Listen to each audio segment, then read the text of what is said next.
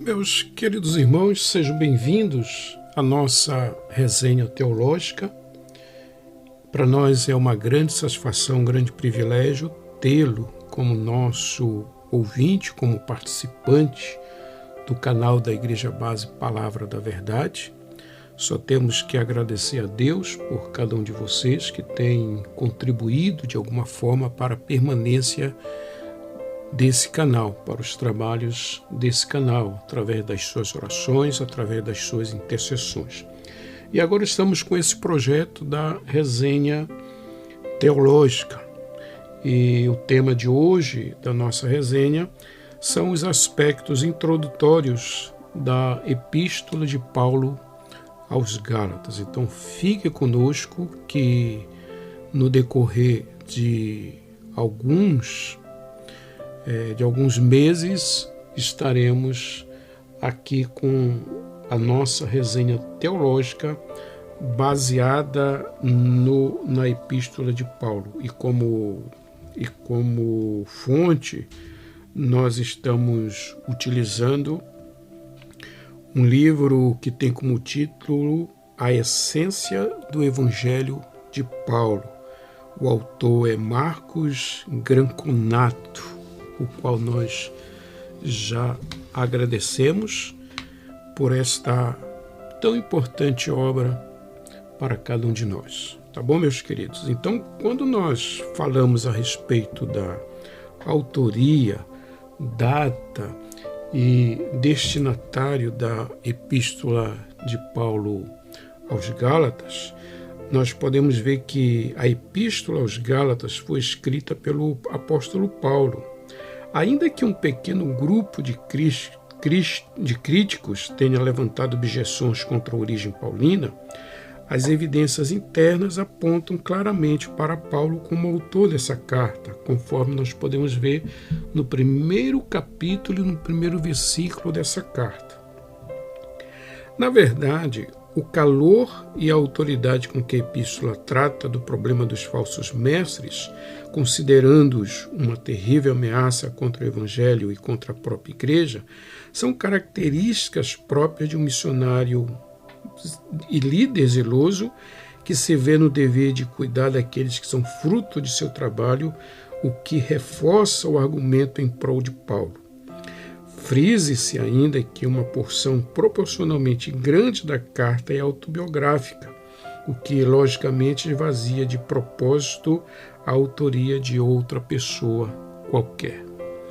Então Paulo escreveu aos Gálatas no ano 48 d.C., um pouco antes do Concílio de Jerusalém, ocorrido no mesmo ano, conforme a gente pode encontrar no livro de Atos dos Apóstolos, no capítulo 15.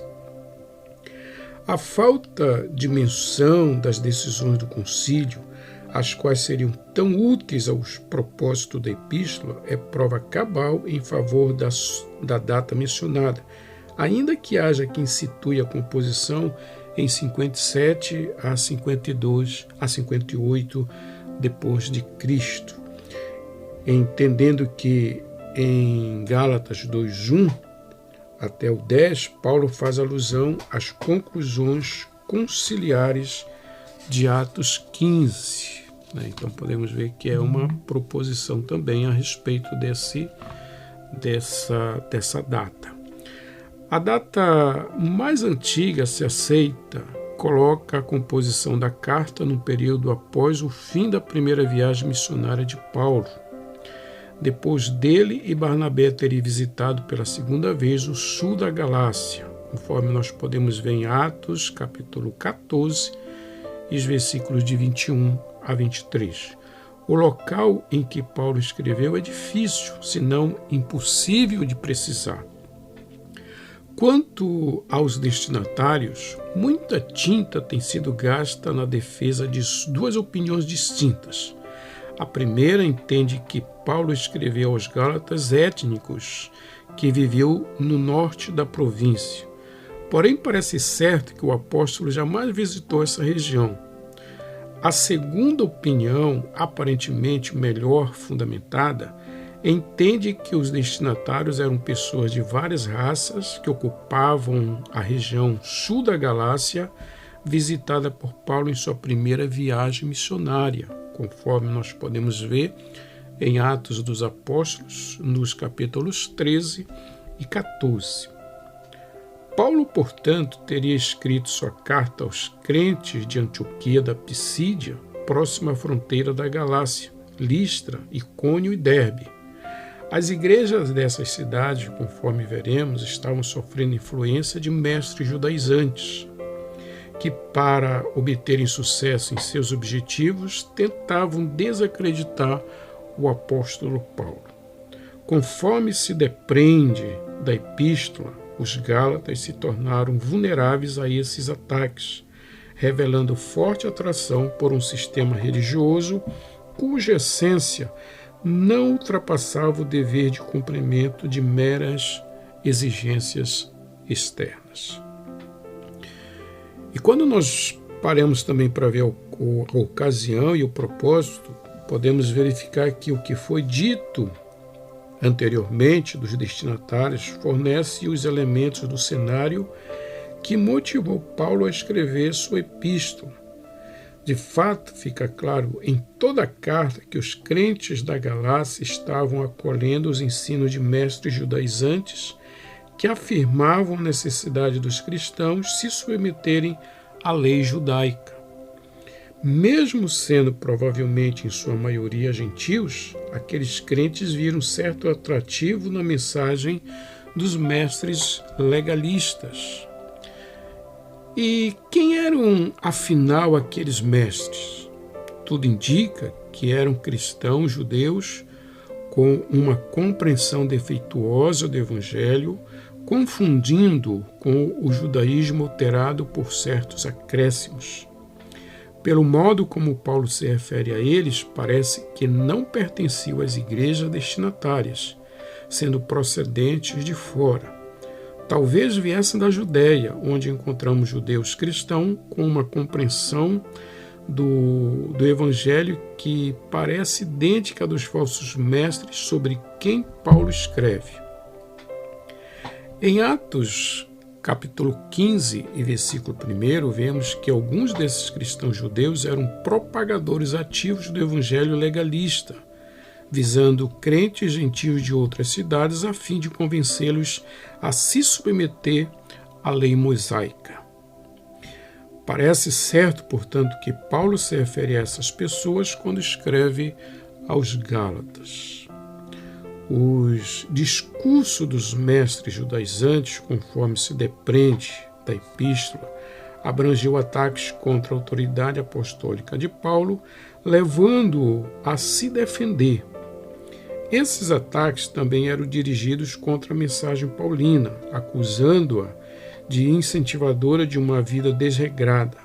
Aliás, é possível que alguns crentes da Galácia tenham de fato visto a mensagem do Evangelho da Graça como uma licença para a libertinagem.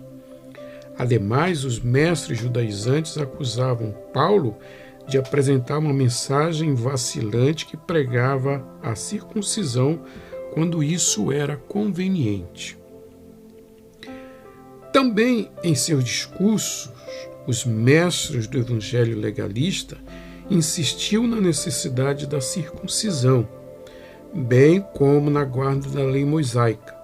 Segundo eles, a justificação não seria possível caso, além da fé em Cristo, os preceitos mosaicos não fossem rigidamente observados. Para Paulo, tudo isso descaracterizava o Evangelho a tal ponto que seu produto não podia de modo algum ser chamado de Evangelho. Para ele, segundo parece, os proponentes dessa soteriologia legalista sequer deveriam ser considerados crentes posto que eram dignos de ser amaldiçoados. A partir da observação do contexto que subjaz e dá motivo à composição da carta, fica fácil concluir que o propósito de Paulo nessa epístola é protestar contra a distorção do Evangelho em seu ponto essencial, a saber, a justificação unicamente pela fé, defendendo assim a mensagem e a liberdade cristãs diante dos ataques do legalismo. Não se pode, porém, dizer que esse propósito era a meta final e única que o apóstolo tinha em mente ao descrever sua primeira epístola. Na verdade, a meta teológica supramencionada era também um instrumento para a consecução de um alvo vivencial. De fato, Paulo afirma a liberdade do crente em relação à lei, não somente para realçar a justificação unicamente pela fé, mas também, e talvez principalmente, para ensinar que a maturidade cristã autêntica não pode ser construída através da obediência mecânica a um conjunto de regras. Antes, é alcançada por meio da obra do Espírito Santo na vida de quem foi redimido pela fé, sob a esfera e influência e controle do Espírito. O homem justificado é capacitado a viver aquela real santidade que o simples esforço pessoal, ainda que sincero, jamais será capaz de produzir. Assim, um segundo propósito igualmente importante em Gálatas é desmascarar o falso conceito que reduz a vida cristã à mera obediência estéril de normas exteriores, demonstrando que o aperfeiçoamento do caráter do crente só ocorre por obra do Espírito Santo na vida daqueles que, salvos pela fé, submetem-se ao seu domínio. E a contribuição desta carta para a doutrina cristã? Podemos ver que Gálatas resume a essência do evangelho pregado por Paulo aos gentios, mostrando que o homem, por seu esforço pessoal, não pode jamais resolver o problema da culpa que lhe foi imposta e o que o separa de Deus, restando-lhe apenas a fé em Cristo como meio de justificação. Além disso, Gálatas mostra que essa fé que justifica não apenas leva o crente a desfrutar de um novo status diante de Deus, mas também o livra do viver vazio e corrupto próprio dos homens deste mundo e o capacita a andar sob a influência e controle do Senhor que agora habita nele, conforme Gálatas capítulo 2, versículo 20. Assim, a ética cristã também recebe forte contribuição da carta aos Gálatas. Nela aprendemos que a liberdade do crente não é liberdade sem fronteiras, mas sim uma liberdade limitada pelo amor e pela influência do Espírito Santo. Finalmente, não se pode deixar passar em branco a contribuição de Gálatas 3,13 para a compreensão dos limites da morte substitutiva de Cristo. Ele nos substituiu até o ponto de se fazer maldição em nosso lugar, o que aponta para o estado deplorável em que nós nos encontrávamos antes de conhecer a salvação, além de mostrar a profundidade do abismo a que Cristo desceu para nos buscar. Então, meus queridos, esta é a nossa introdução dessa nossa resenha teológica sobre a Epístola de Paulo aos Gálatas, e no decorrer de um período não muito curto, estaremos trazendo aqui essa resenha baseada na Epístola de Paulo aos Gálatas, trazendo algumas observações, e com certeza será de grande valia para o nosso entendimento dessa carta, não somente para aquele que estuda a palavra de Deus, aquele que examina, mas também para aquele que está sempre ocupando os púlpitos do Senhor para pregar o Evangelho, os púlpitos da igreja para pregar a palavra de Deus. Tá bom, meus queridos? Então ficamos por aqui. Esperamos vocês numa próxima oportunidade. Já pedimos a todos vocês que curtam o nosso canal, compartilhem o nosso canal, façam os seus comentários e com certeza estaremos crescendo mais e mais nesta fé. Tá bom, meus queridos? Então, um abraço a todos. Fiquem na paz do Senhor Jesus.